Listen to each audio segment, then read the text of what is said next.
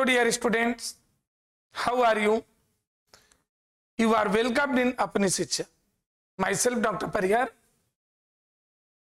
In this video lecture, we are going to discuss a sample paper. The last part means section E, जो हमारा fast track revision programme है आपके board examination के लिए, उसमें जो मोस्ट इफेक्टिव सैंपल पेपर उसका last section means section E, having 3 questions and each question carry 5 marks.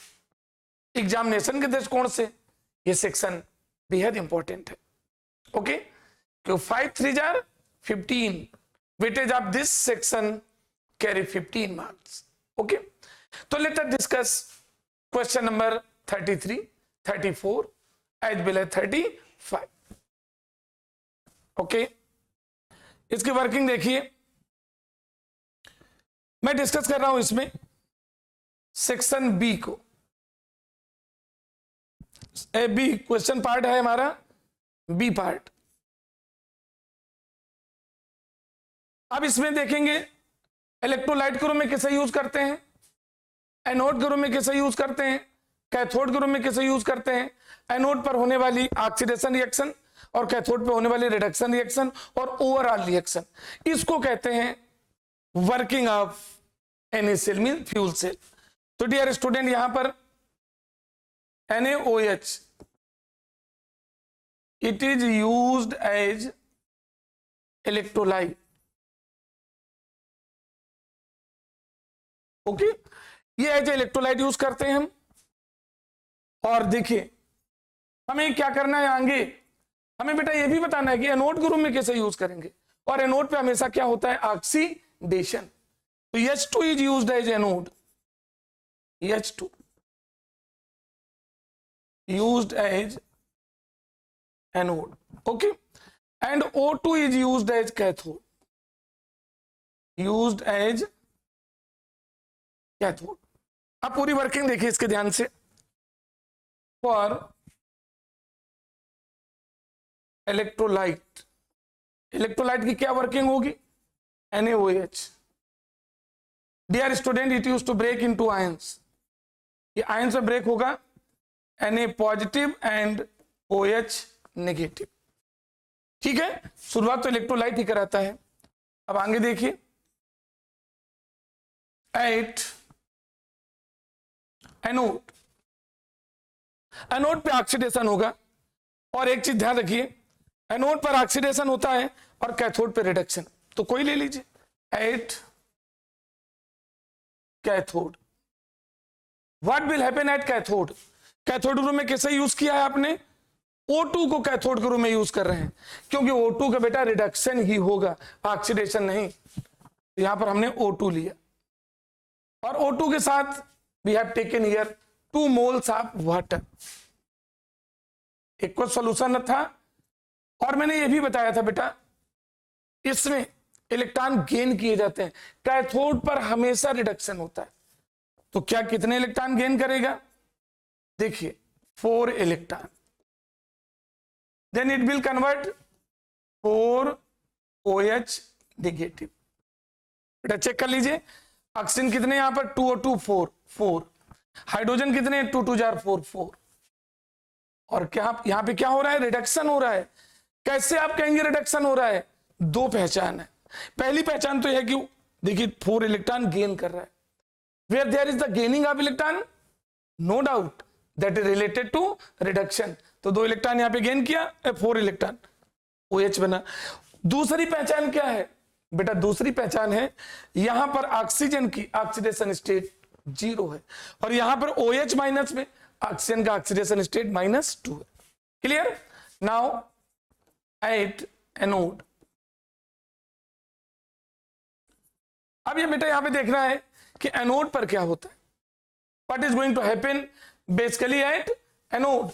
तो एनोड पर क्या होगा, आप अच्छी तरह जानते हो कि ऑक्सीडेशन होता है, इट इज यूनिवर्सल ट्रूथ। तो किसको लेते हैं यहां पर, एनोड के रूप में किसे यूज किया था हमने, H2 को, H2।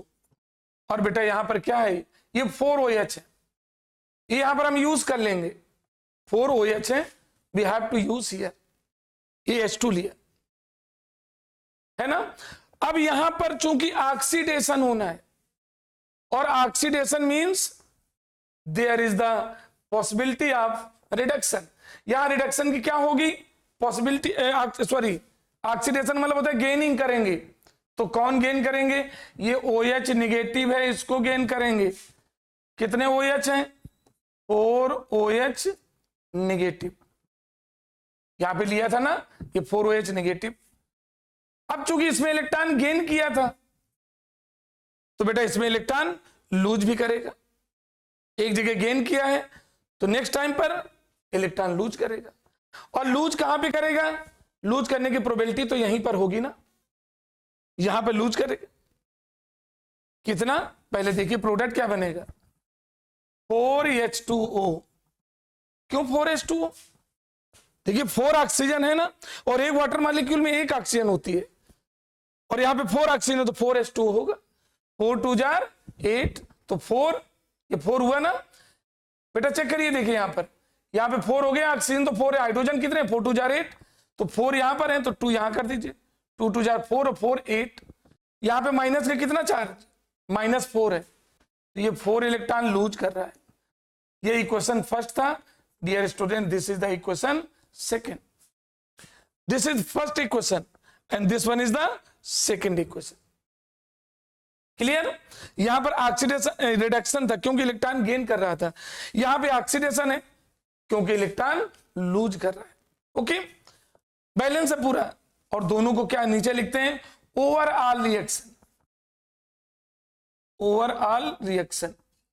बेटा ओवरऑल रिएक्शन में क्या है, इन दोनों को ऐड कर दीजिए, इन दोनों को ऐड करेंगे तो ये तो क्या है 4H से कैंसिल हो जाएगा, कैंसिल हो गया ना। अब यहां कितना बचा है, ये 4H से 4 इलेक्ट्रॉन से कैंसिल हो जाएंगे, तो कितना आ जाएगा 2H2, और यहां क्या है O2 गिव्स आउट। इधर बेटा 4H तो कैंसिल हो गया, 4 इलेक्ट्रॉन से कैंसिल हो गया। क्लियर, अब वहां पर कितना आया 4H2O, और इधर कितना था इस तरफ 2H2O, तो 4H2 से 2H2 चला गया तो कितना बचेगा 2H2O। Dear student, this is the final equation. तो पूछ रहा था right the reaction involve in the working of H2O2 fuel cell. बेटा दिस इज द रिएक्शन, पहले इलेक्ट्रोलाइट का यूज, फिर जिसे एनोड ग्रुप में H2, कैथोड ग्रुप में O2, ओवरऑल इलेक्ट्रोलाइट NaOH था, ये OH निगेटिव किससे लिया गया, इससे, और कैथोड पे होने वाली रिडक्शन, एनोड पे होने वाली oxidation and overall reaction. Clear, okay. तो ये देखिए आपका कंप्लीट हुआ इसका सेकेंड पार्ट, ए भी हुआ और बी भी हुआ। अब बेटा सी में it is also related, dear student it is also related to, तो अब इसको हटा देते हैं, आई होप सभी ने नोट कर लिया है। अब आते हैं हम सेक्शन सी में, इसका सी पार्ट देखिए, सेक्शन सी नहीं पार्ट सी इस क्वेश्चन का। What is the potential of hydrogen electrode in which is in contact of solution with pH is 10। लिखा है ना, what is the potential of A hydrogen electrode which is in contact of solution of pH 10। मैंने उसका हमें hydrogen electrode निकालना है। क्या, what is the potential of hydrogen, hydrogen का इलेक्ट्रोड पोटेंशियल, यानी हाइड्रोजन इलेक्ट्रोड पोटेंशियल निकालना है जिसका pH 10 है। Dear student, it is also related to physical chemistry and chapter electrochemistry. और इलेक्ट्रोकेमिस्ट्री में चूंकि हमें इलेक्ट्रोड पोटेंशियल निकालना है, it means here we have to use Nernst equation. बेटा नर्स्ट इक्वेशन यूज करेंगे जो E और E0 के बीच रिलेशन बताती है, याद है ना, we have to develop here the relation between E and E0। Electrode potential निकालना है, और यहां गिवन क्या है ये देख लीजिए, गिवन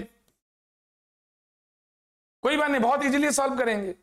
pH दिया है बेटा, pH दिया है 10, तो एक फार्मूला पहले याद रखिए, therefore hydrogen ion concentration, hydrogen ion concentration होगा 10⁻⁻ pH। विच इज इंप्लाइज, इसका हाइड्रोजन आयन कंसंट्रेशन आ गया 10⁻⁻10, ये निकल आया। देखिए, क्योंकि सबसे पहले जरूरी चीज थी हाइड्रोजन आयन कंसंट्रेशन को फाइंड करना। हाइड्रोजन आयन कंसंट्रेशन हमने यहां पर फाइंड कर लिया, ये फॉर्मूला अप्लाई किया और ये सबको आना ही चाहिए, it is very important. Okay, और अब हमें चूंकि किसका निकालना है पोटेंशियल, हाइड्रोजन इलेक्ट्रोड। याद है बेटा आपको, एक याद रहना चाहिए, जैसे फ्यूल सेल था उसी तरह एक होता है CH3, वो सी नहीं, ही का अपोजिट सी। यहां सी मींस स्टैंडर्ड हाइड्रोजन इलेक्ट्रोड।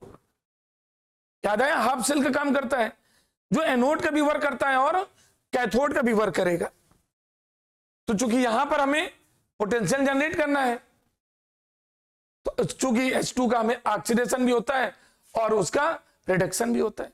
तो let us discuss here as a oxidation. तो मैं इक्वेशन पहले लिख दूं उसकी, याद आया ना, तुरंत जैसे न्यूमेरिकल आया तो आपने देखा किसमें, हाइड्रोजन इलेक्ट्रोड, और हाइड्रोजन गैस को इलेक्ट्रोड ग्रुप में किसमें यूज करते हैं, CH3, स्टैंडर्ड हाइड्रोजन इलेक्ट्रोड। और उसमें रिएक्शन चूंकि आप ऐसे लिख लीजिए, H पॉजिटिव है और H पॉजिटिव था, किसमें कन्वर्ट हो रहा है, H2 में। तो ये किसमें कन्वर्ट होगा, H2। भाई ये मॉलिक्यूलर मॉलिक्यूलर स्टेट में रहता है, एटॉमिक स्टेट में रह नहीं सकता है। तो ultimately it use to gain 1 electron. तो ये क्या आ जाएगा, हाफ H2 बन गया, है ना। क्योंकि C में दोनों वर्क करता है, हाफ सेल है, as anode and as a cathode. तो यहां देखिए कैथोड हो गया, दोनों चैम्बर होते हैं ना, ऑक्सीडेशन हो रहा है, reduction anode chamber as a cathode chamber. तो यहां पे कंसीडर कर लिया, उसका क्या हो रहा है, कैथोड चैम्बर कवर कर रहा है। यहां रिडक्शन हो रहा है, H पॉजिटिव एक इलेक्ट्रॉन ले रहा है, किसमें कन्वर्ट हो रहा है, half H2। Okay, half H2 means एक H बचा, रिडक्शन हो रहा है ना। तो एक चीज यहां पे क्लियर हो गई, स्मॉल n की वैल्यू क्या आ गई, 1। ये भी क्लियर हो गया। और आपको ये भी मालूम होना चाहिए बेटा, ये भी मालूम होना चाहिए कि C में इसका सेल्फ इलेक्ट्रोड पोटेंशियल क्या होता है, 0। स्टैंडर्ड हाइड्रोजन इलेक्ट्रोड में ये आपको बहुत अच्छी तरह से मालूम होना चाहिए, इसका खुद का standard electrode potential must be 0।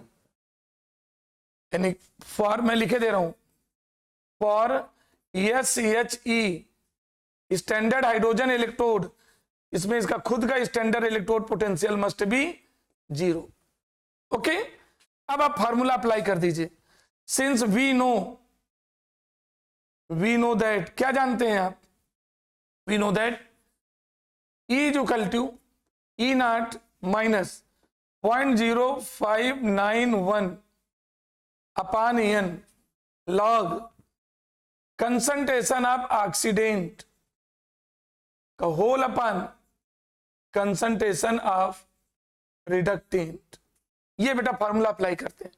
Oxidant means whose oxidation take place, reductant means whose reduction take place.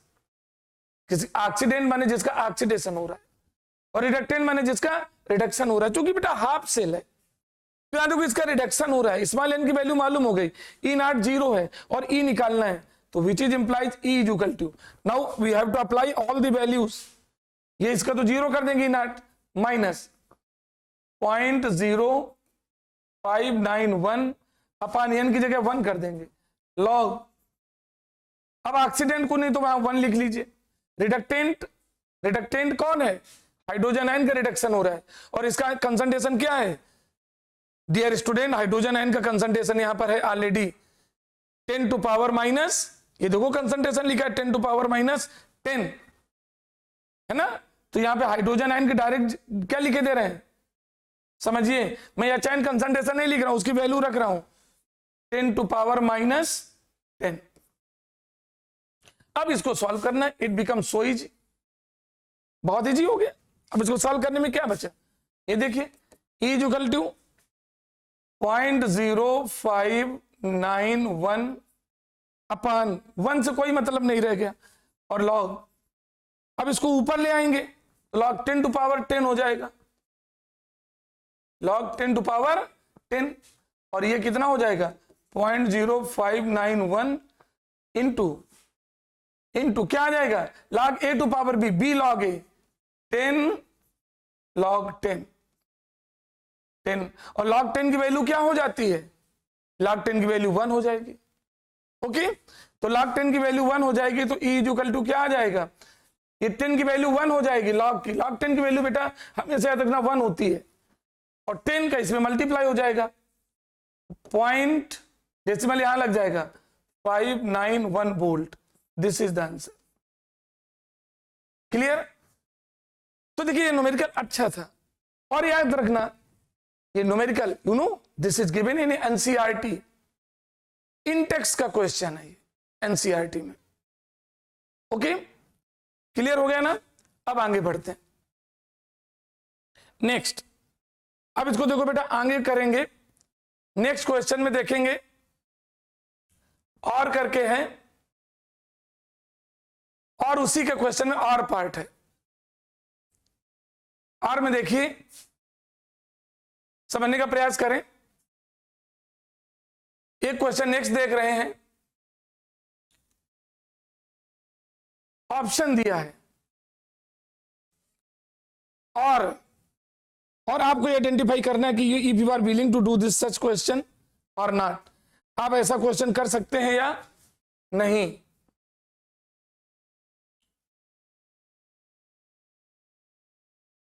ये दिखा दिया है, उसी का आर पार्ट है, इसमें भी 3 है।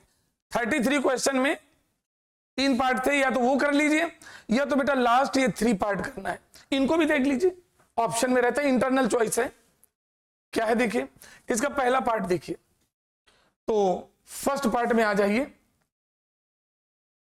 फर्स्ट पार्ट हम डिस्कस कर रहे हैं बच्चों, देखिए ध्यान से। A part, if the given reaction has cell negative value, if the electrode potential of a given reaction has negative value, then what would be the relationship between delta G and Kc? Delta G और Kc के बीच relation निकालना है। Means इस question में है क्या, इस question में सबसे जो इंपॉर्टेंट चीज है वो बेटा ये है, ये कंडीशन दिया है, E की वैल्यू क्या है, इफ इलेक्ट्रोड पोटेंशियल गिवन ये है नेगेटिव, किसी भी सेल में इलेक्ट्रोड पोटेंशियल की वैल्यू यदि नेगेटिव है तो हमें रिलेशन डेवलप करना है डेल्टा G और Kc। उम्मीद करते हैं आपको बिल्कुल समझ में आ गया होगा। It is also related to electrochemistry. Delta G यहां पर बेटा गिब्स फ्री एनर्जी चेंज है, गिब्स फ्री एनर्जी चेंज, और Kc equilibrium constant, Kc is equilibrium constant, और इन दोनों में हमें रिलेशन बताना है, क्या रिलेशन होगा। ओके, तो बेटा जब E की वैल्यू निगेटिव है, therefore delta G not must be positive.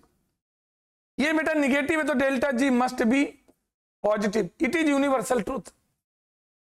यदि इलेक्ट्रोड पोटेंशियल की वैल्यू किसी सेल के लिए इलेक्ट्रोड पोटेंशियल की वैल्यू निगेटिव में आ गई तो डेल्टा G पॉजिटिव होगा, और पॉजिटिव होने का कंक्लूजन क्या निकला, देयरफॉर डेल्टा G यानी Gibbs standard Gibbs free energy change must be greater then 0, इसकी वैल्यू 0 से बड़ी होगी। पॉजिटिव होने का मतलब क्या है, it must be greater than G। अब दूसरा देखिए Kc क्या होगा, let us discuss about the Kc। यदि किसी का standard electrode potential electrode potential किसी सेल के लिए उसकी वैल्यू नेगेटिव है, तो what will happen to equilibrium constant, यानी इट मींस सेल की जो वर्किंग है वो इक्विलिब्रियम स्टेट पर है, और यदि इक्विलिब्रियम स्टेट पर है तो delta G 0, delta G positive है, और यदि डेल्टा G पॉजिटिव है Therefore, Kc means, dear student, equilibrium constant. Equilibrium constant must be less than 1. इसकी वैल्यू क्या होगी? It is less than 1. इसकी वैल्यू 1 से कम होगी. ये कंडीशन ध्यान रखना, it is very important condition.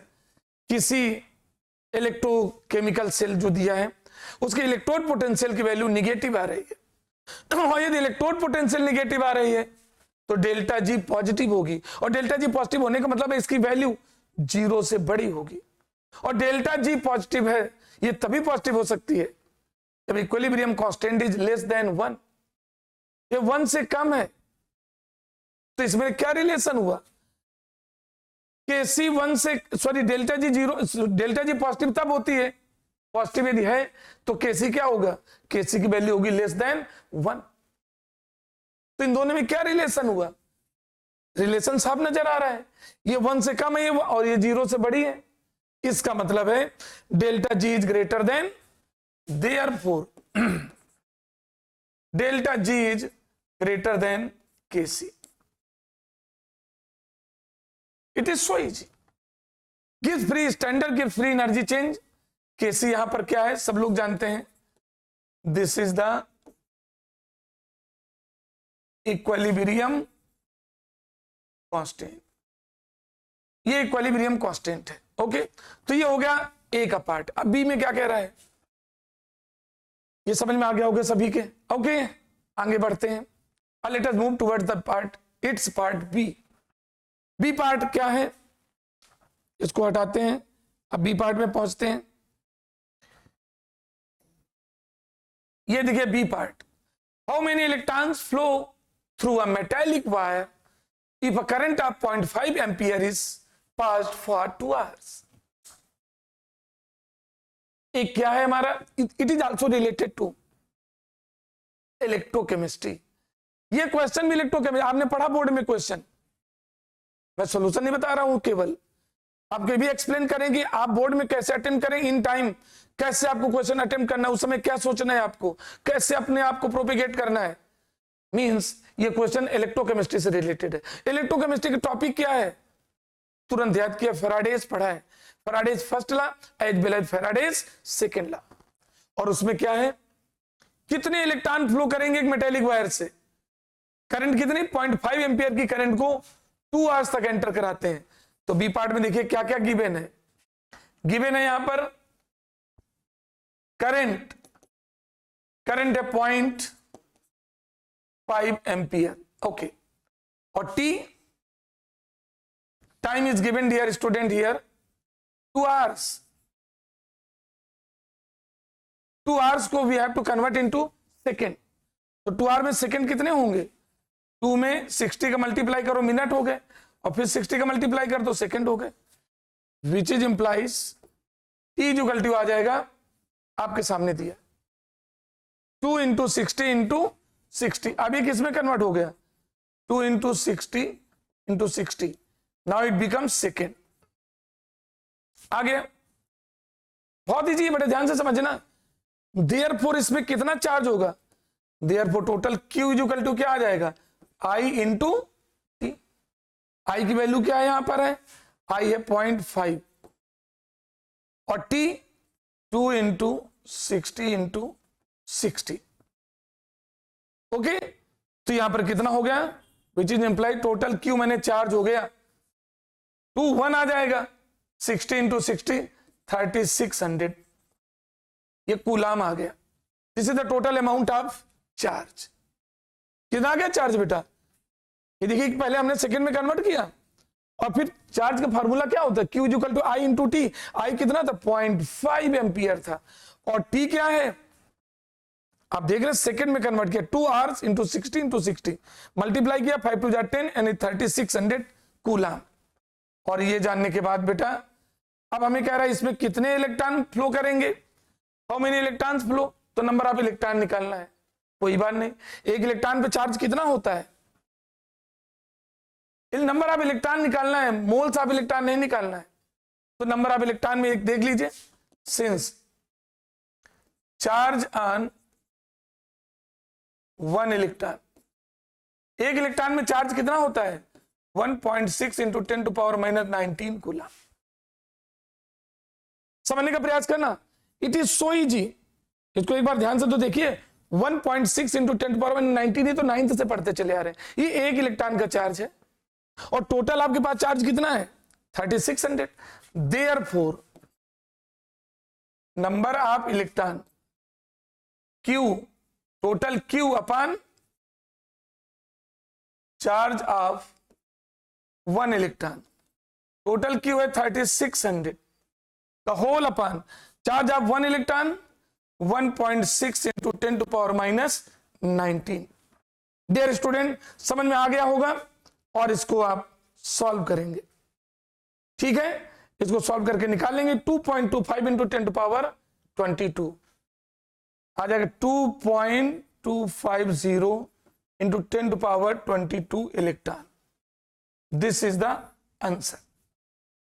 Clear? आप देख रहे हैं, सॉल्व कर लेना 2.250 क्लियर?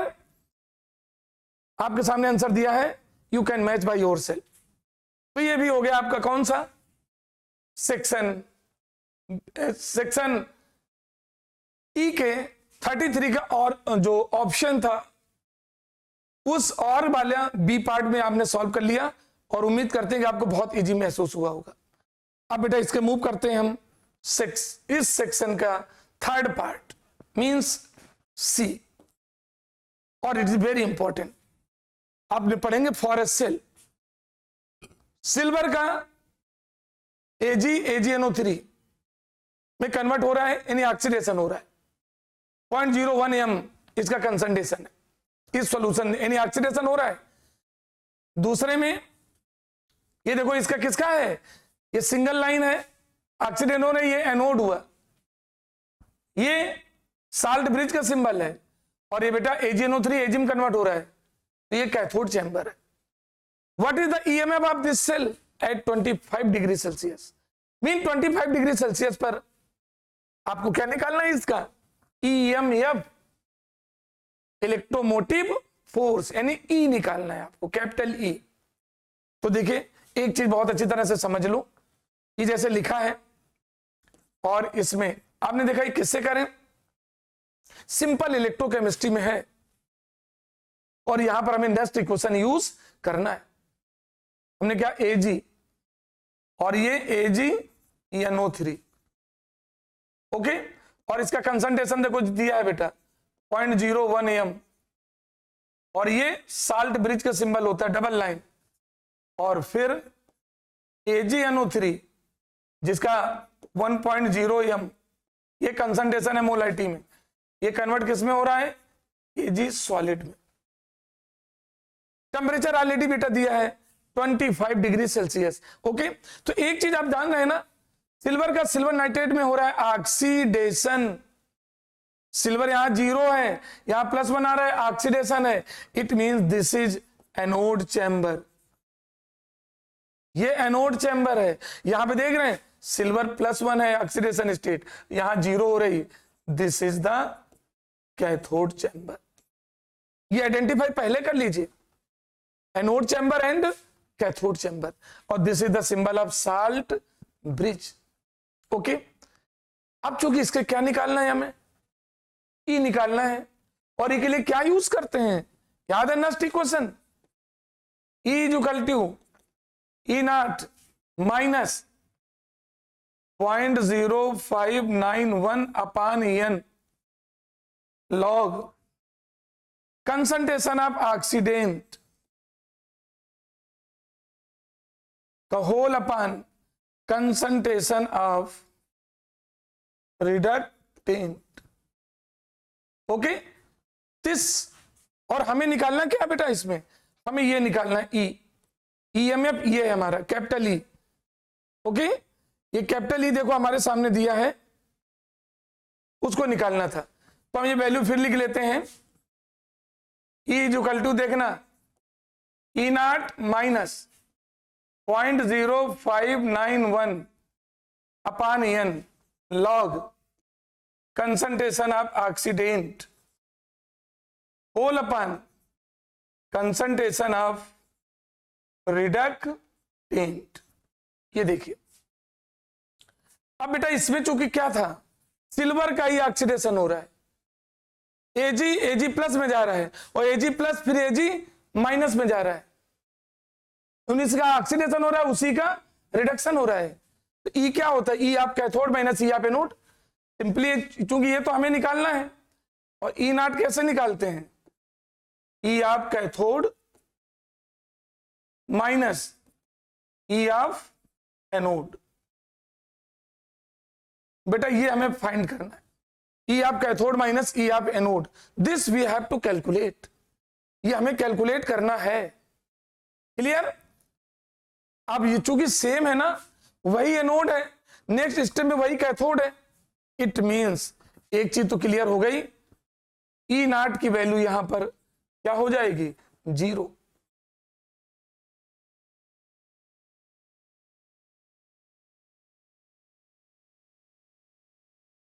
बेटा ये आपको बहुत ढंग से पहचानना है, ई नॉट की वैल्यू यहां पे क्या हो जाएगी, the value of E not must be 0 for this purpose. इसके लिए ई नॉट की वैल्यू 0 हो जाएगी, क्योंकि वही एनोड है और वही कैथोड है। क्योंकि स्टूडेंट जानते हो क्या कंफ्यूज होते हैं, इसमें ई नॉट की वैल्यू दी नहीं तो सॉल्व कैसे करें, ई नॉट वैल्यू आ गई ना, 0 हो गई। स्मॉल एन सिल्वर ही तो है, एजी प्लस का, एजी एनओ3 में एजी 0 से +1 में जा रहा है।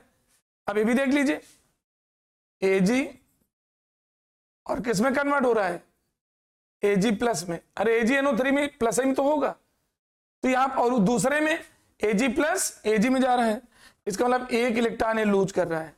देयरफॉर स्मॉल एन की वैल्यू क्या आ गई, 1 आ गया ना, ये भी क्लियर हो गया। ऑक्सीडेंट क्या है इसमें, बेटा ऑक्सीडेशन किसका हो रहा है, AgNO3 में ऑक्सीडेशन और इसका कंसंट्रेशन ये है।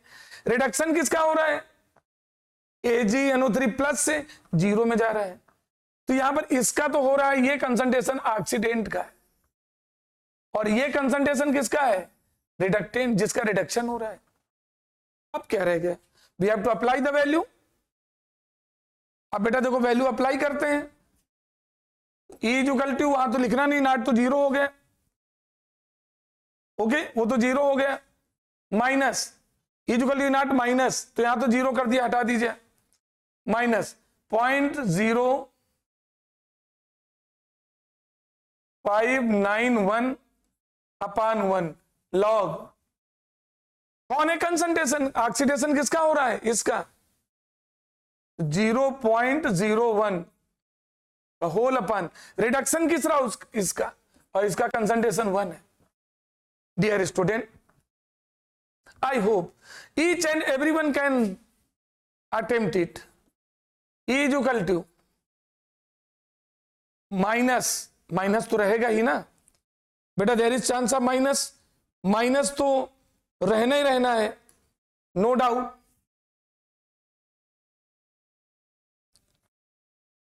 तो माइनस बना रहने दीजिए, minus E equal to minus 0.059, okay, और लॉग, आप इसको सॉल्व कर लीजिए। लॉग 0.01 को क्या लिख सकते हैं, 1/100 लिख सकते हैं। 0.01 को डेसिमल हटाएंगे तो 1 क्या आ जाएगा, 100, और इसको सॉल्व कर लेंगे, है ना। आई होप लॉग, देखिए लॉग लगाना है, लॉग ये, तो which is implies E equal to, देखिए यहां ध्यान से, which is implies E equal to minus 0.0591 into log 1। अब इसको कैसे सॉल्व करेंगे, ये क्या कर दिया, 1/100 आ गया, log 1, और 100 को क्या लिख सकते हैं, minus log 10⁻²। Okay, I hope you can solve it.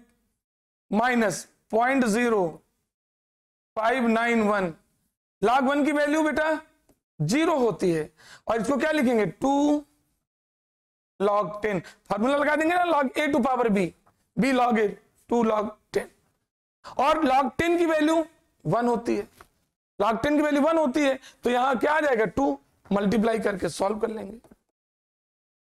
उम्मीद करते हैं ये सभी के समझ में आ गया होगा और बहुत आसानी से इसको आइडेंटिफाई करके निकाल सकते हैं विदाउट एनी इंटरप्शन। तो इसको आ जाएगा 2 आ जाएगा सीधा सीधा, ये 2 आया और माइनस माइनस क्या हो जाएगा प्लस, तो 0.0591 इंटू 2।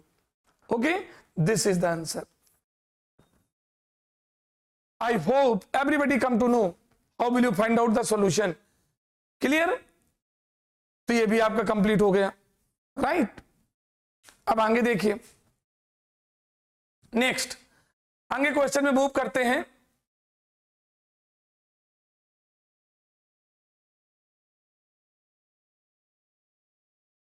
अब एक क्वेश्चन आ गया हाइड्रोकार्बन, हाइड्रोकार्बन में देखेंगे, नेक्स्ट क्वेश्चन की ओर मूव करते हैं। This is the question number 34। Okay, 33 has completed, late us move question number 34। और 34 क्वेश्चन में देखिए, ये आपके सामने दिया है, ये पढ़िए, देखिए आपके सामने है। An organic compound having molecular formula C2H6O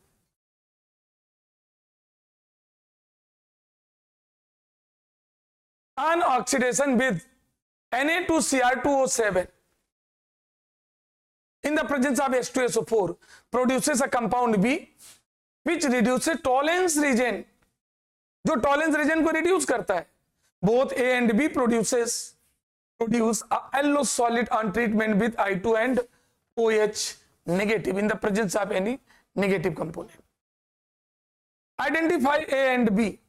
Write the reaction of formation of B from A. Write the equation for the iodoform test of for A and B. Write down the equation of B with tolerance region. Dear student, ये numerical आया। अब last stage में पहुंच गए हैं paper के, और सही होते चले गए तो आपका कॉन्फिडेंस लेवल हाई हो गया। विल पावर ही तो सब कुछ है। हौसले बुलंद हो, इरादे नेक हो, दिल में लगन, सफलता आपके पीछे पीछे टहलेगी निश्चित रूप से। तो आपको कैसे करेंगे? Dear student, this question is related to organic chemistry. ये पहले तो पता लगाने पड़ेगा कि किससे, तो ऑर्गेनिक केमिस्ट्री से। और ऑर्गेनिक केमिस्ट्री में कौन सा पार्ट है? तो आप देखिए इसका C2H6O, जितने कार्बन है, हाइड्रोजन दूने से 2 ज्यादा और 1 ऑक्सीजन है। यानी ये फॉलो किसको कर रहा है? CnH2n plus 2 into O।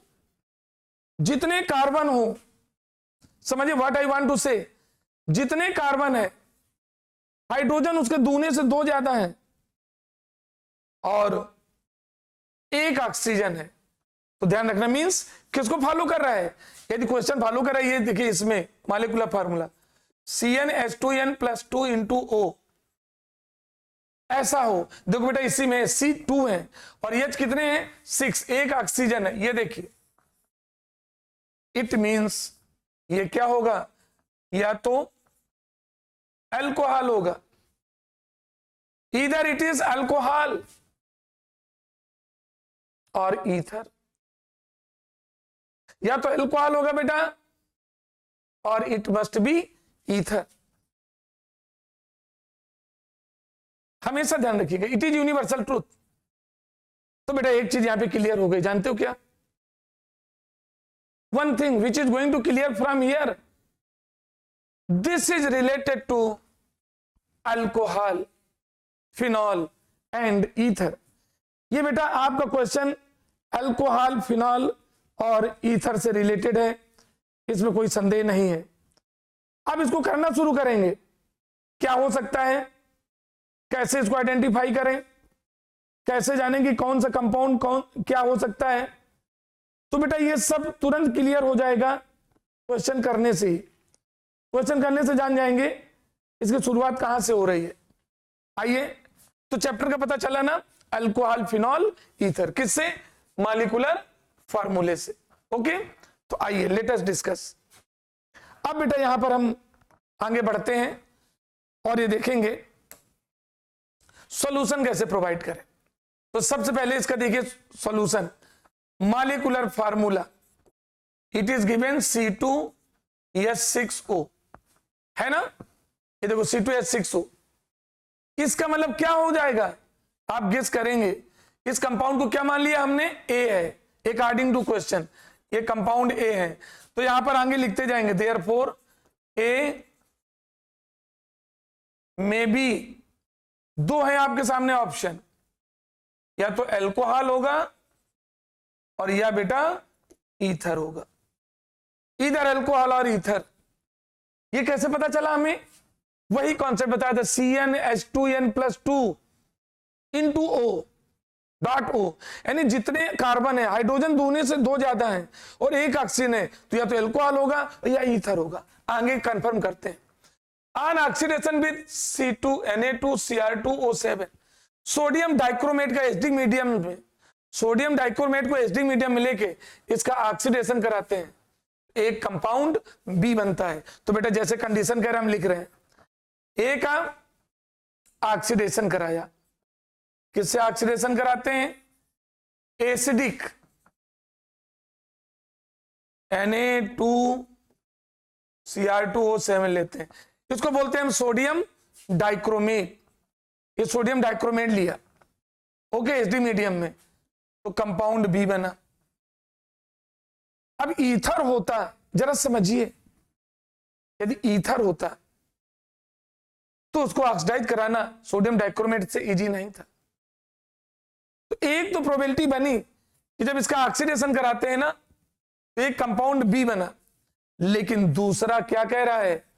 ये जो कंपाउंड बी है किसको रिड्यूस कर देता है? It is reduces to Tollens reagent. Dear student, Tollens reagent को कौन रिड्यूस कर सकता है? एल्डिहाइड। टॉलेंस रीजन को एल्डिहाइड ही रिड्यूस करेगा। इट मींस, यहां लिखेंगे, ये किसको रिड्यूस करता है?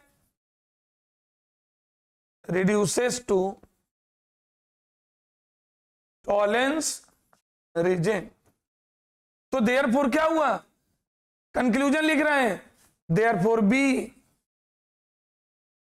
Must be aldehyde.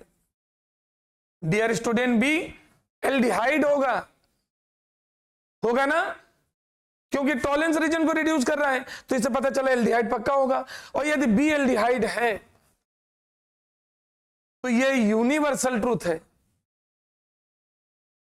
इससे कंफर्म एक और हुआ, ए क्या होगा? 100% अल्कोहल होगा। और एक चीज और नीचे कह रहा है, तीसरी, both A B produce yellow solid on treatment with I2।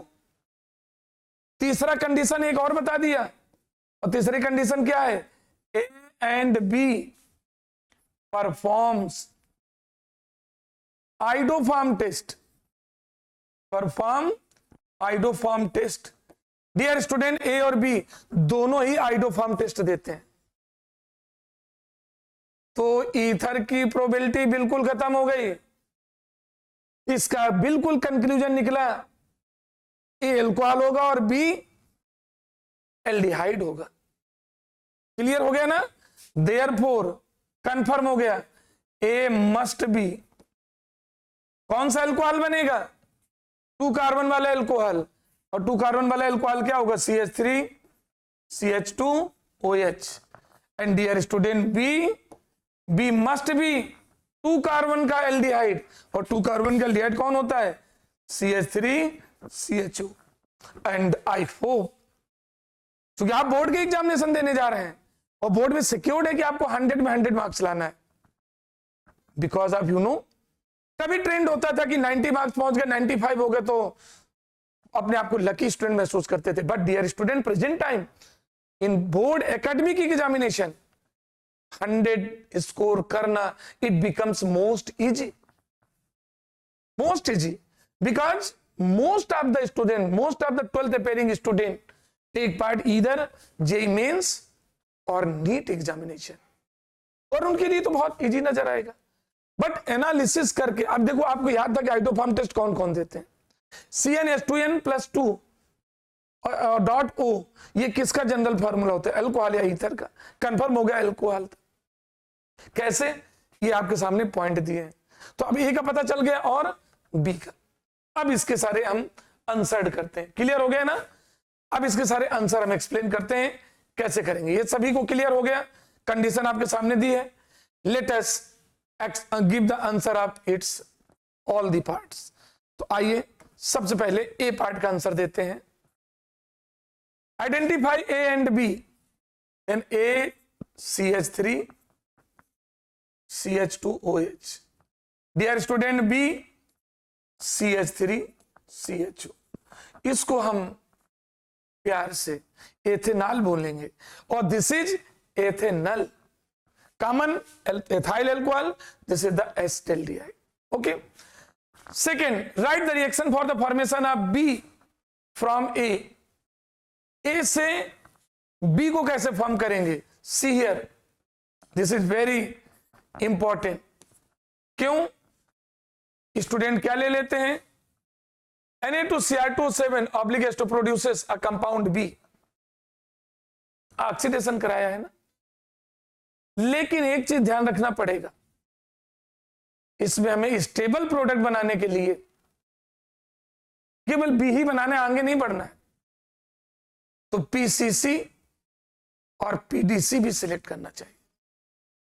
Sodium का डाइक्रोमेट लेंगे ना तो बी बनाएगा, लेकिन फर्दर भी डिकम्पोज, फर्दर ऑक्सीडाइज हो सकता है कार्बोक्सिलिक में। तो ए को ले लिया हमने, ए मींस CH3 CH2OH। अब चूंकि as per demand of the question, question के डिमांड के आधार पर इसका ऑक्सीडेशन करा रहे हैं।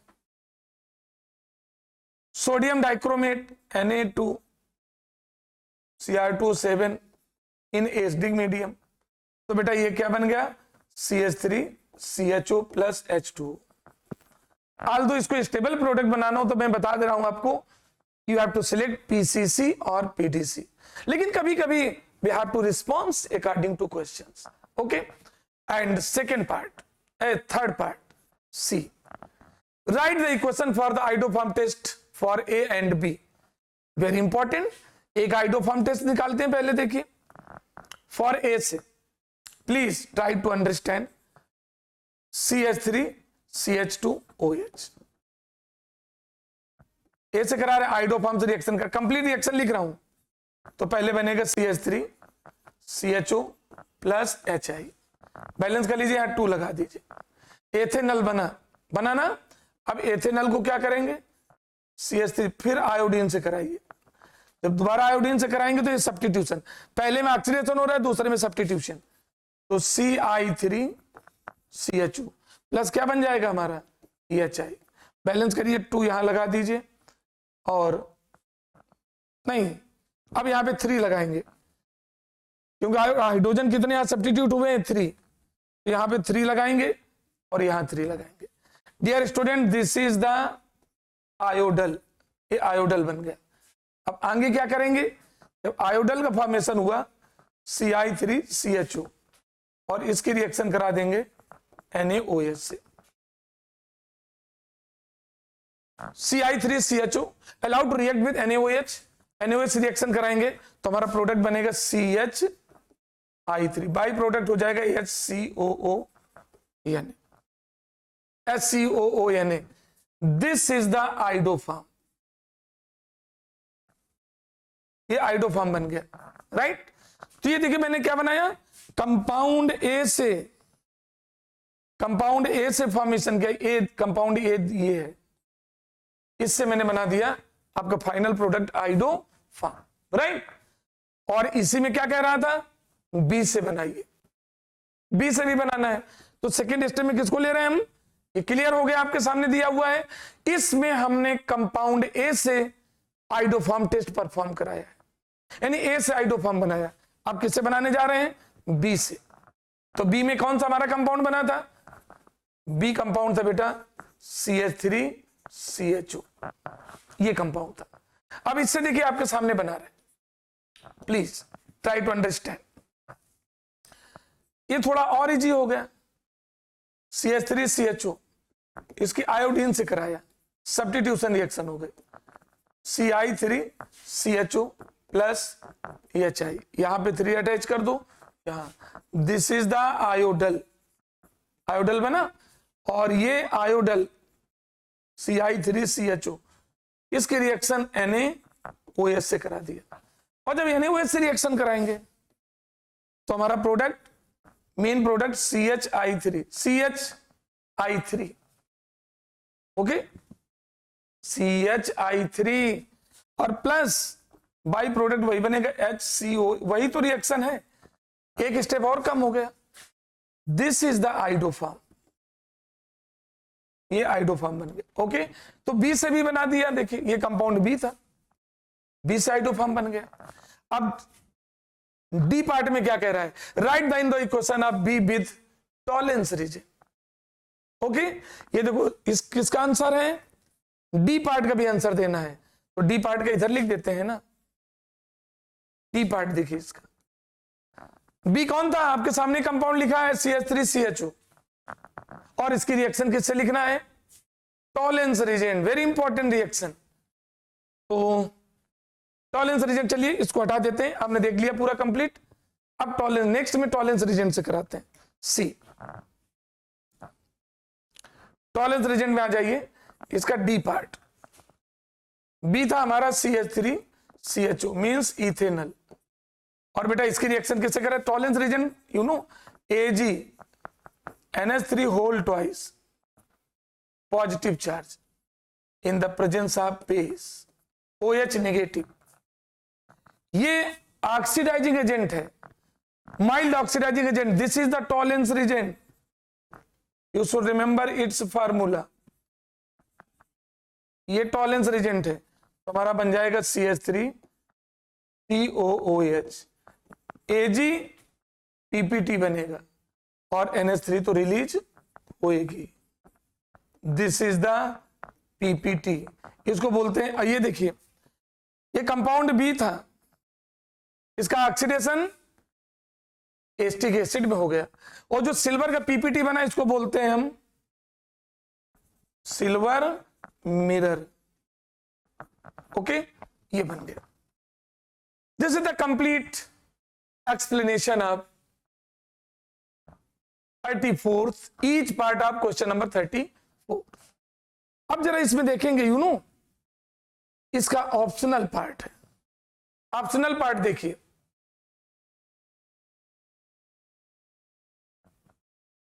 ऑप्शनल पार्ट में ये है,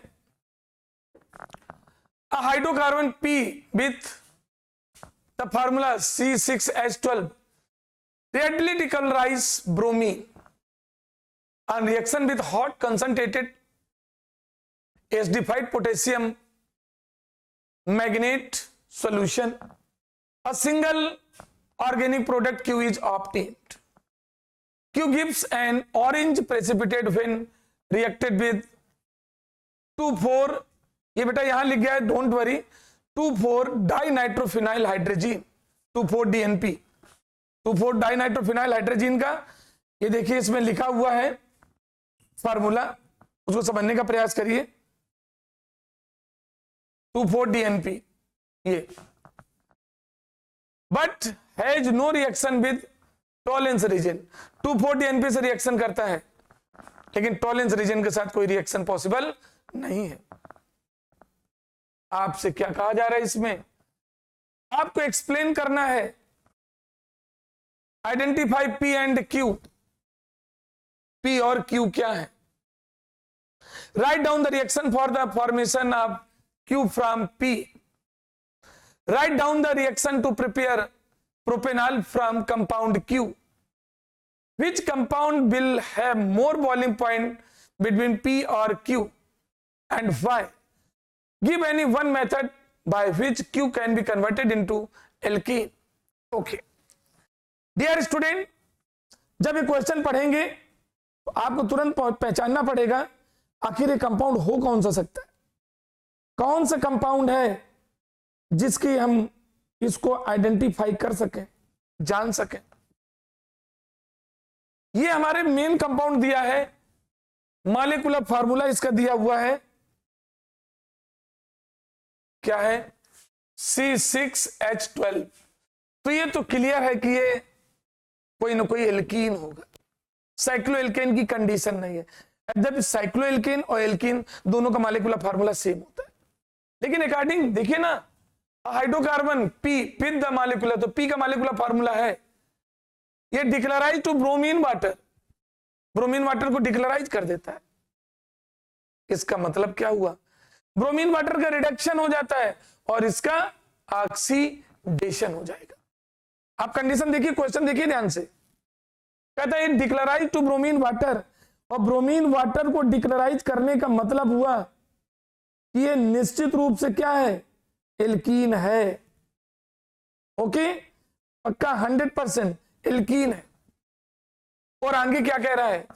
reaction with hot concentrated acidified potassium permanganate solution, potassium magnet solution, a single organic product Q is obtained. Q gives an orange precipitate when reacted with 2,4-DNP. तो बेटा 2,4-DNP के साथ कौन टेस्ट देते हैं? 2,4-DNP एक ऐसा रिजेंट है जिसे एल्डिहाइड या कीटोन दो ही टेस्ट देते हैं।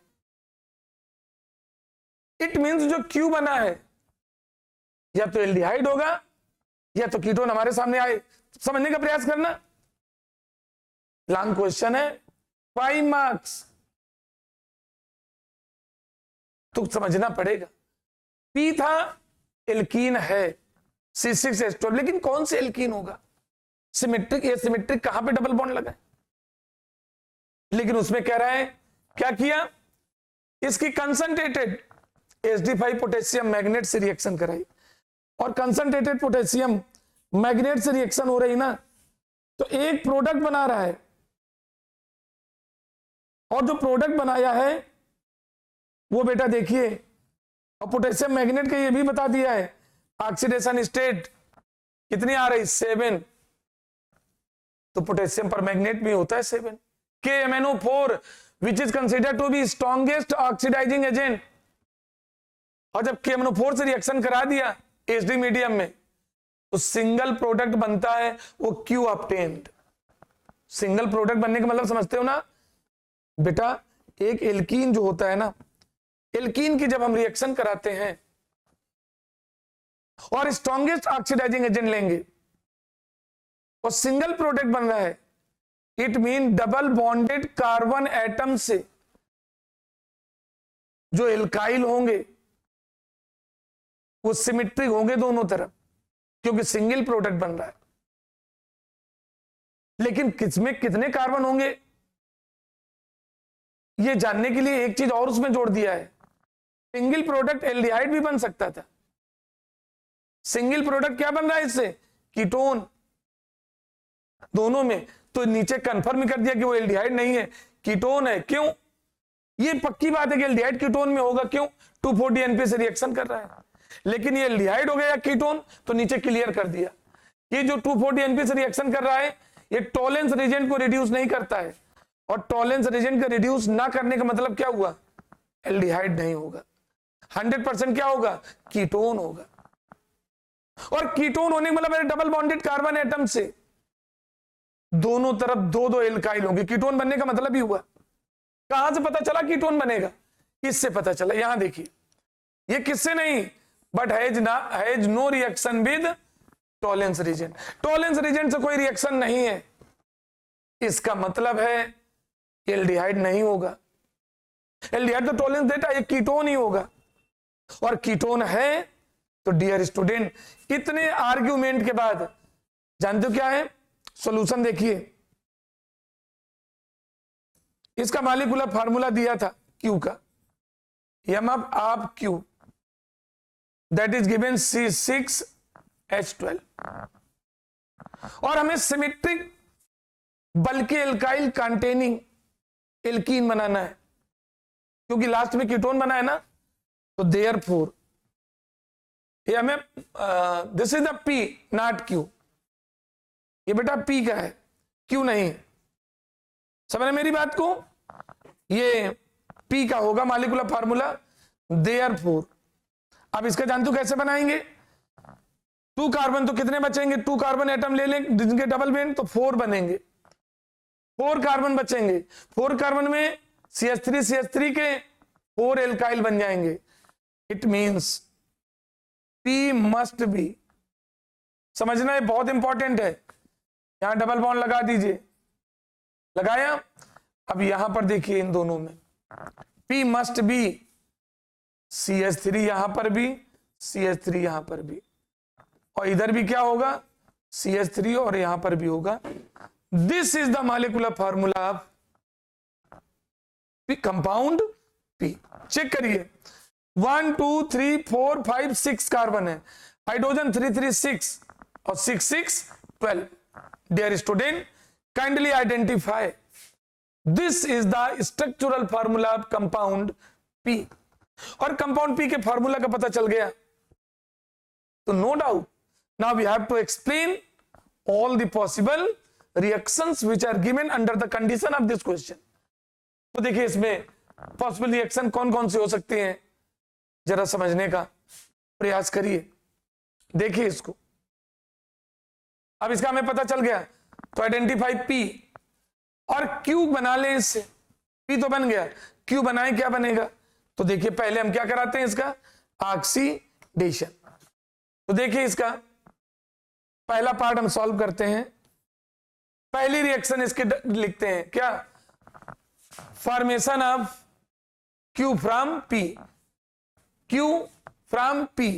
तो देखिए आइडेंटिफाई तभी होगा जब रिएक्शन लिखेंगे। तो ये है CH3 CH3 C double bond C CH3 CH3 और इसका ऑक्सीडेशन करा देंगे। ऑक्सीडेशन होगा एसिडिक, अब कौन सा है 7, और 7 ऑक्सीडेशन स्टेट किसमें होती है KMnO4। तो डियर स्टूडेंट यू नो इसका डायरेक्ट ऑक्सीडेशन होगा, और ऑक्सीडेशन में 2 कीटोन बनेंगे, ये ब्रेक होगा 2 कार्बोनिल बनेंगे, मींस ये हमारा फॉर्मेशन होगा ट्वाइस CH3 CH3 C, ये 2 बन जाएंगे, यानी 2 propanones are going to form, 2 moles of propanone, और यही कंपाउंड होगा Q। Dear student this is the compound, this is the compound P और this is the compound Q, propanone. इसका नाम है 1 2 3 4, नाम लिखना हो। देखिए अच्छी तरह समझने का प्रयास करिए, इसका हमें नाम लिखना IUPAC Q का 1 2 3 4 2,3 डाइमेथाइल ब्यूटेन, 2 एक 2 पे लगा है ना साइड चेन, 2,3 डाइमेथाइल ब्यूटेन। ये कंपाउंड P है और ये कंपाउंड Q है। चाहे बेटा इसको ऐसे लिखें या ऐसे लिख सकते हो simply, there is no chance of पजल्टेशन। ये बन गया यानी प्रोपेनोन बना, कंपाउंड P है। तो क्लियर हो गया, A भी हो गया और इसी के साथ ये B पार्ट भी हो गया, P और Q दोनों को आइडेंटिफाई कर लिया। Write down the reaction to prepare propanol. अच्छा एक इसमें और कह रहा था, ये कंडीशन तो हमें पता चल गया था ना, Q gives an orange precipitate when reacted with 2,4-DNP। तो ये भी हम आपको रिएक्शन लिख करके बता देते हैं, ठीक है ना। ये रिएक्शन 2,4-DNP की Q से रिएक्शन करा देते हैं। तो Q क्या था CH3 CH3 C double bond हो, और किसकी 2,4-फिनाइल हाइड्रोजन, बेटा इसका फार्मूला समझो NH, क्योंकि इसी ने तो तुम्हारा बेड़ा पार किया है, इसी ने तो बताया है कि ये कंपाउंड क्या हो सकता है। 2 और 4 में क्या लगा है, कैसे जानोगे 1 2 3 4 5 और ये 6। इसकी ऑरेंज, ये नहीं बन रहा है प्रेसिपिटेट, कैसा ऑरेंज PPT बनेगा, बना रहा हूं ऑरेंज PPT, ये निकल जाएगा, ये रिलीज हो गया, और ये रिलीज हो गया तो देखिए orange PPT is going to form, water निकल गया, CH3, कंपाउंड कोई ऑरेंज रंग दे देते हैं, C डबल बॉन्ड EN और NH। अब देखिए आगे क्या बनने वाला है,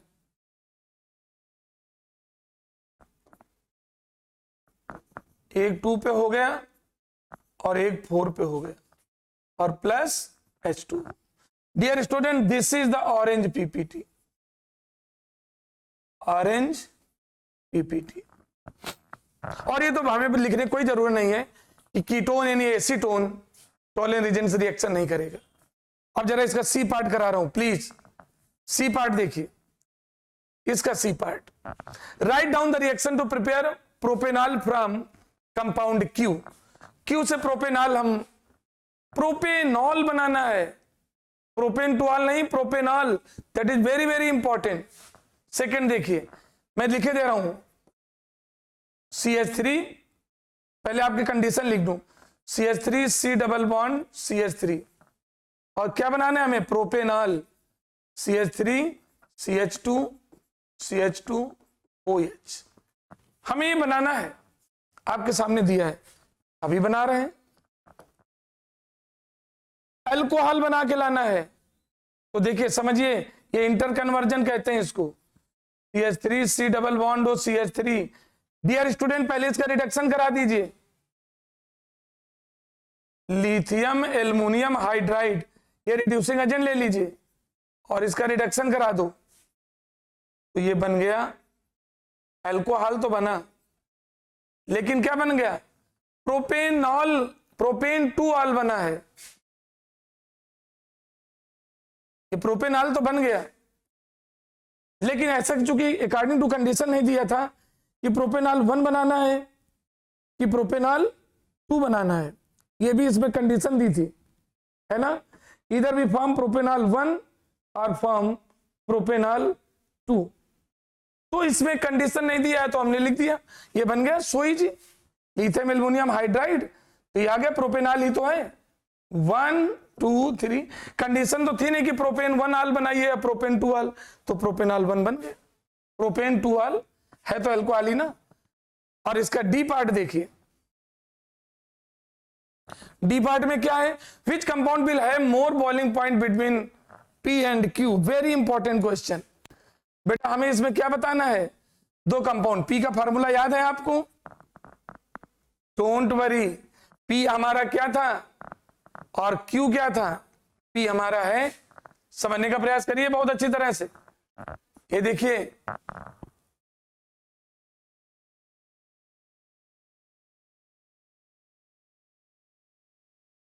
यहां देखिए बच्चों, P था हमारा CH3 C double bond C CH3 ये P था, याद आया, this is the compound P, clear. और कंपाउंड Q क्या था, ये एल्कीन है ना, और Q क्या था, प्रोपेनोन, Q था प्रोपेन 2-ओन, प्रोपेन 2-ओन मीन्स अरे acetone. It is very interesting question. अब इसमें किसका होगा बेटा, ये एल्कीन है और ये कीटोन है, कार्बोनिल ग्रुप है, it is more polar than this. Alkene के कंपैरिजन में ये आपका जो कीटोन है it is more polar than this. इन दोनों में पोलरिटी देखें तो ketone is more polar, okay, ketone polar ज्यादा होगा और पोलर ज्यादा होने के कारण हाइड्रोजन बॉन्ड बनाने की भी प्रोबेबिलिटी इसमें होती है। इसमें हाइड्रोजन बॉन्ड नहीं बन सकते एल्कीन में, ये हाइड्रोजन बॉन्ड भी बना सकता है कीटोन। देयरफॉर क्या हो जाएगा, boiling point of Q is greater than BP of P। P के कंपैरिजन में Q का बॉइलिंग पॉइंट हाई होगा, क्लियर।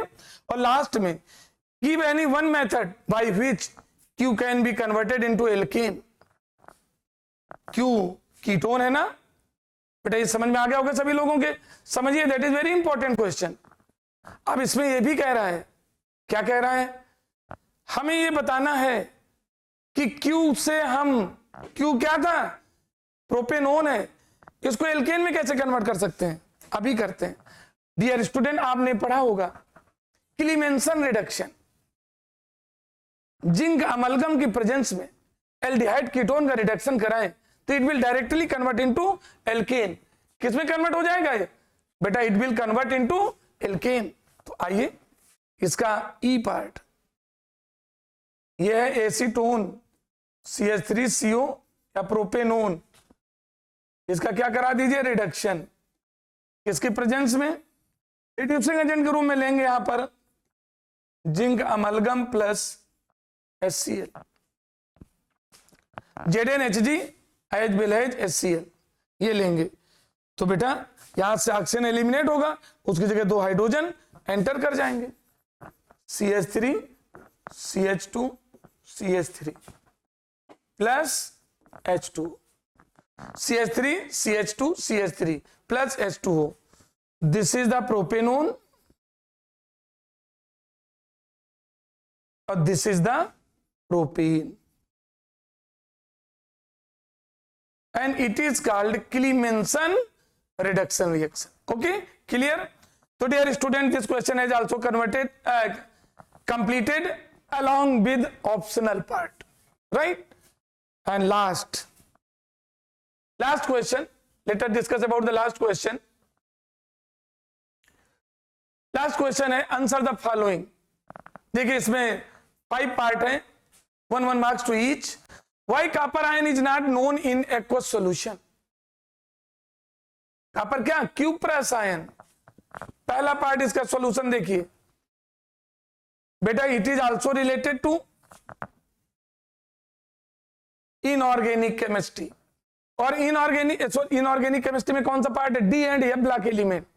ये पहले देखिए क्वेश्चन, देखिए लास्ट में पहुंच चुके हैं, पेपर ओवर होने वाला है, आपकी पॉकेट में 70 मार्क्स आने वाले हैं, लेकिन अभी 5 मार्क्स की लड़ाई लड़ना है।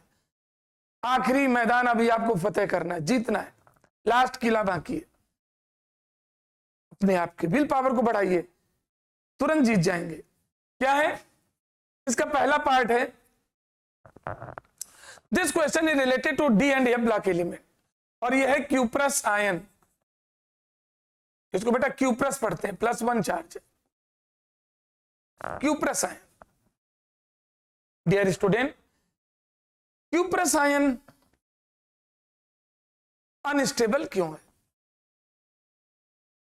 बहुत ज्यादा अनस्टेबल है, एक्वस सॉल्यूशन में ये स्टैंड कर ही नहीं सकता। क्यों नहीं कर सकता? बेटा एक्वस स्टेट में इंथैल्पी ऑफ एटोमाइजेशन, आपने लिखा है इंथैल्पी ऑफ एटोमाइजेशन, इसमें सबसे बड़ा फैक्टर आता है कॉपर की इंथैल्पी ऑफ एटोमाइजेशन। और इंथैल्पी ऑफ एटोमाइजेशन की वैल्यू कॉपर के साथ जो अटैच है, that used to train the disproportion reaction of cuprous ion. Copper की इंथैल्पी ऑफ एटोमाइजेशन के कारण एक्वस स्टेट में cuprous used to perform disproportionation reaction. तुरंत ही एक्वस स्टेट में आने पर डिस्प्रपोर्शन रिएक्शन परफॉर्म कर लेता है। That's why copper can't stand in cuprous state सी। और वो कौन सी रिएक्शन परफॉर्म करेगा? Cu+। Listen, in aqueous state Cu + Cu+2, Cu as well as Cu+2। कैसे? On account of losing 1 electron. देख रहे हैं यहां कॉपर का +1 चार्ज है, यहां पे कॉपर 0, तो यहां पे कॉपर का क्या हो रहा है? रिडक्शन। और यहां कॉपर +1 है, और यहां कॉपर क्या हो गया? +2। यहां कॉपर +1 है, वहां कितना हो गया? कॉपर +2 हो गया। देख रहे हैं ये, तो यहां पे क्या करेगा? एक इलेक्ट्रॉन लूज कर दिया, +2 चार्ज था, एक इलेक्ट्रॉन लूज करेगा तभी तो +2 में बनेगा +1 से। ये cuprous converted into cupric. This is the disproportion. क्यों है? जीरो +1 से 0 में जा रही है तो रिडक्शन हो रहा है, और +1 +2 में जा रहा है तो ऑक्सीडेशन हो रहा है। पॉसिबल कैसे हुआ? On account of losing 1 electron. This disproportion reaction is responsible to increase the instability of cuprous ion. ये क्यूप्रस आयन की अनस्टेबिलिटी को बढ़ा देता है। That's why Cu+1 aqueous state में स्टेबल नहीं करेगा। अब आइए इसका सेकेंड पार्ट। सेकेंड पार्ट में क्या कह रहा है? Why Mn+3 is good oxidizing agent. Very interesting question dear student. It is also related to D block element, और डी ब्लॉक एलिमेंट का कौन है? फर्स्ट ट्रांजिशन सीरीज है। मैग्नीज होता है ना उसमें, तो मैग्नीज में देखिए, इसका आंसर देने के पहले manganese its atomic number is 25, 1s2, 2s2, 2p6, 3s2, 3p6, 4s2, 3d5। Dear student, this is the valence shell, और बैलेंस सेल के इलेक्ट्रॉनिक कॉन्फ़िगरेशन देखिए ऑर्डिनरी स्टेट में। s orbital got 2 electron and outermost d orbital 1 2 3 4 1 2 3 4 5। ये बेटा है ये simple state में manganese का आउटर मोस्ट सेल है, और जब मैग्नीज +3 स्टेट में आएगा, ये देखो ना आपसे इसमें कह रहा है +3 स्टेट में। Dear student, when it will reach at +3 state, तो यस के दोनों चले जाएंगे, 4s 0 हो गया, और 1 more electron use to release from 1 2 3 4।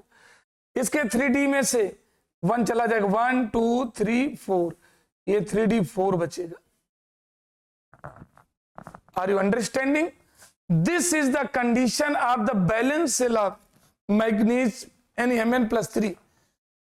जब Mn+3 स्टेट में आएगा तो इसके आउटर मोस्ट सेल की ये कंडीशन होगी, ये कंडीशन दिख रही। और इसमें क्या नजर आ रहा है? देखिए यहां पर ऊपर लिखे दे रहे हैं, if you are feeling any problem. यहां Mn+3 में इसका जो लास्ट डी है, लास्ट डी सब सेल है, मींस 3d 1 2 3 4। लास्ट 3d में दे रहा 4 इलेक्ट्रॉन, 1 2 3 4। और डियर स्टूडेंट, इसके हाफ फिल्ड होने में there is the deficiency of only 1 electron.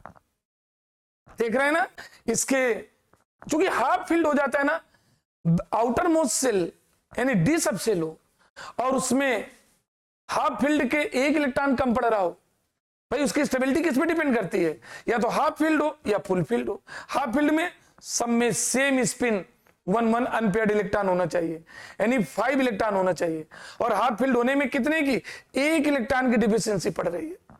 अतः अपनी स्टेबिलिटी को मेंटेन करने के लिए it is highly willing to gain 1 electron,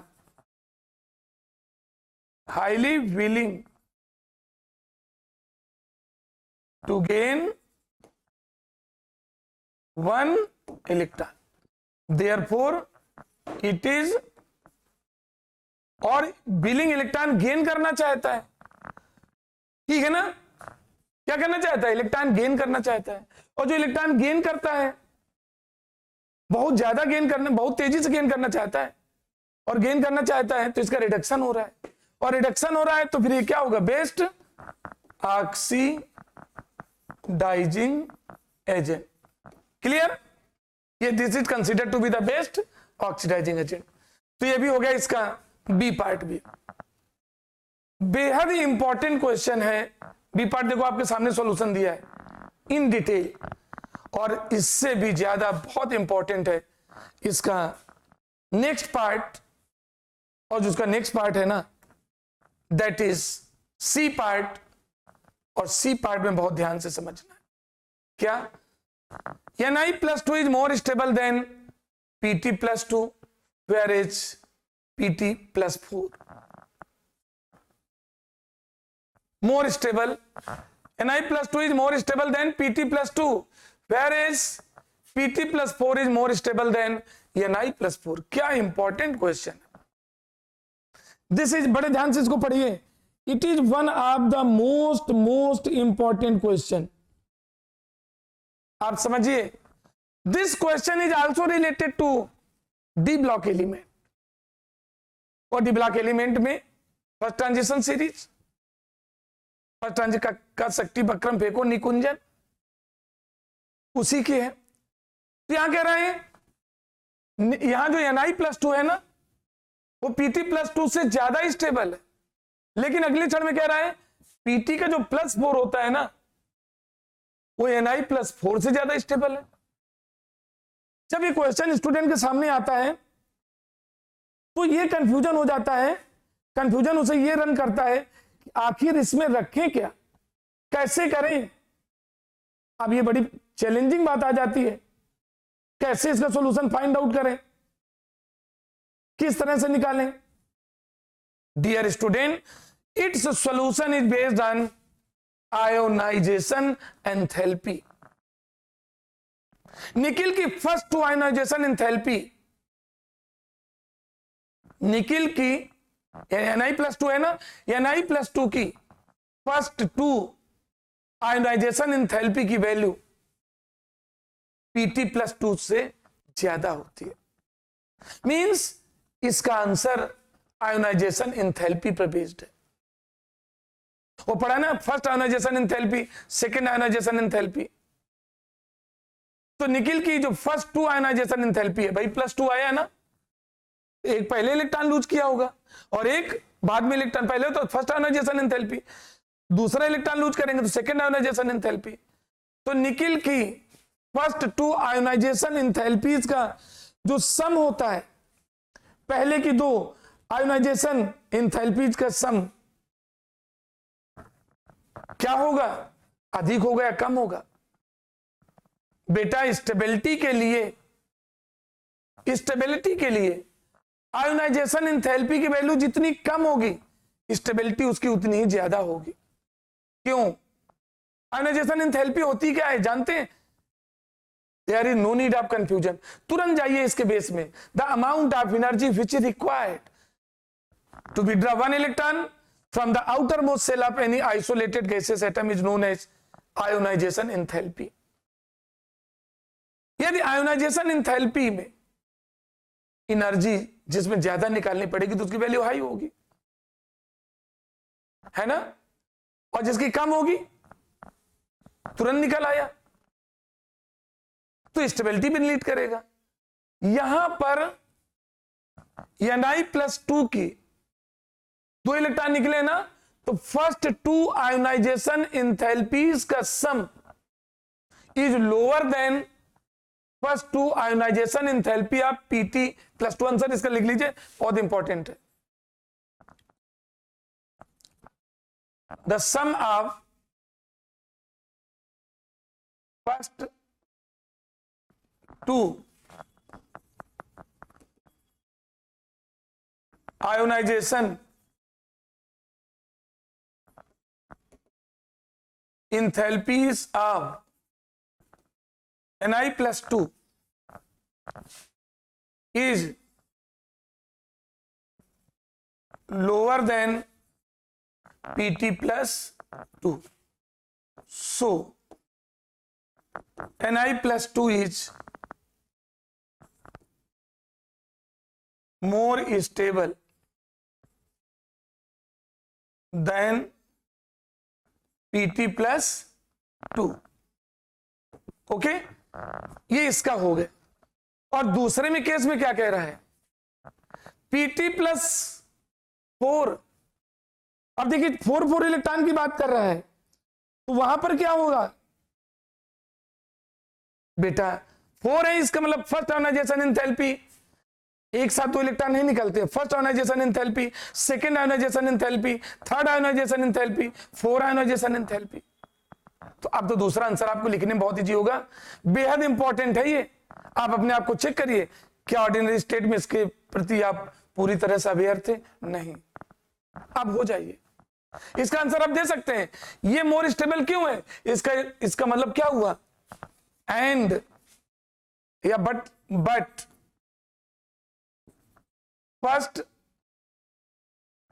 4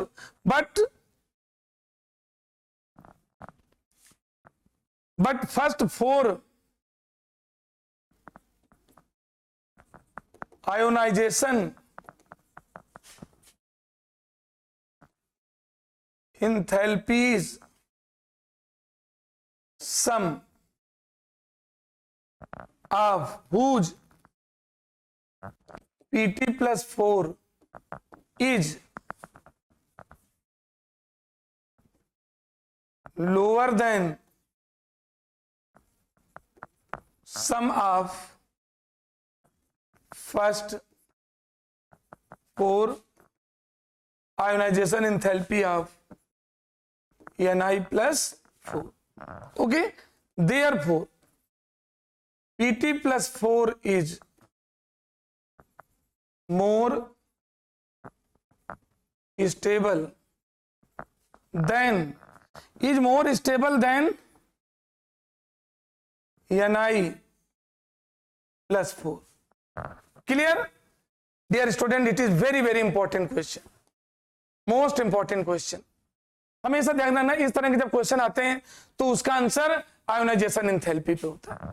जिनके फर्स्ट जैसे में क्या था, ये क्यों ज्यादा था, इसका मतलब इसके फर्स्ट 2 आयोनाइजेशन एंथैल्पीज का सम Pt plus 2 के फर्स्ट 2 आयोनाइजेशन एंथैल्पी से कम था, इसलिए स्टेबिलिटी ज्यादा थी।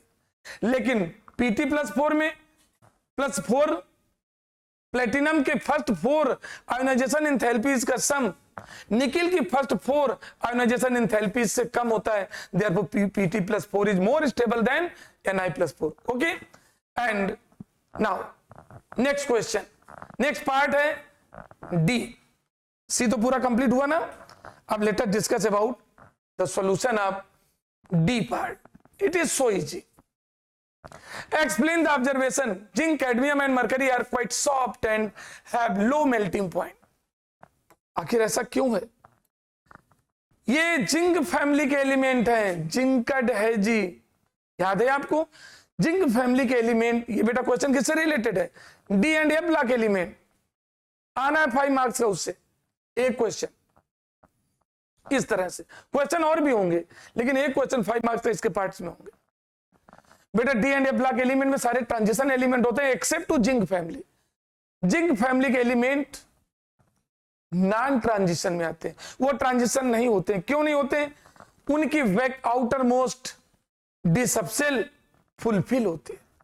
जिंक में देख लीजिए, Zn का पहला एलिमेंट है 30 होता है, इसके बैलेंस सेल का क्या होता है 4s2 3d10, डी पूरा भरा है ना। और जब डी फुलफिल होगा, डी ब्लॉक के जिन एलिमेंट का outer most d subshell fulfil होता है वो नॉन ट्रांजिशन होते हैं, और वो क्या होते हैं, सॉफ्ट होते हैं। ट्रांजिशन एलिमेंट हार्ड होते हैं, उनमें अनपेयर्ड इलेक्ट्रॉन होते हैं, लेकिन इसमें सारे पेयर्ड है, तो ये नॉन ट्रांजिशन है। और नॉन ट्रांजिशन होगा, it must be most soft. तो इसका सॉल्यूशन क्या लिखेंगे,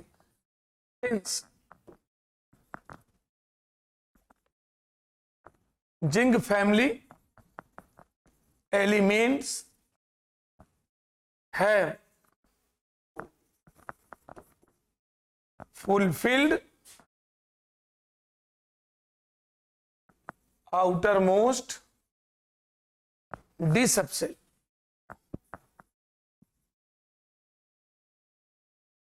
hence these are soft and having low MP and PP। ठीक है, इनका मेल्टिंग पॉइंट क्या होता है, बहुत लो होता है। Correct, it is so easy. And last one, what is meant by disproportion. Disproportion बहुत बार आया अभी, ई का solution. Disproportion means that chemical reaction in which same element is treated under oxidation as well as reduction. Means वो chemical reaction जिसमें उसी element का oxidation भी हो रहा है और उसी एलिमेंट का रिडक्शन भी हो रहा है। तो जिसका सेम का ऑक्सीडेशन भी हो रहा हो और सेम का रिडक्शन हो रहा हो, सेम एलिमेंट का, सेम सब्सटेंस का। Dear student, such chemical reaction is said to be disproportion reaction. For example देखिए, Cu+2 था, cuprous in aqueous state, it used to convert copper and Cu+2 by losing 1 electron।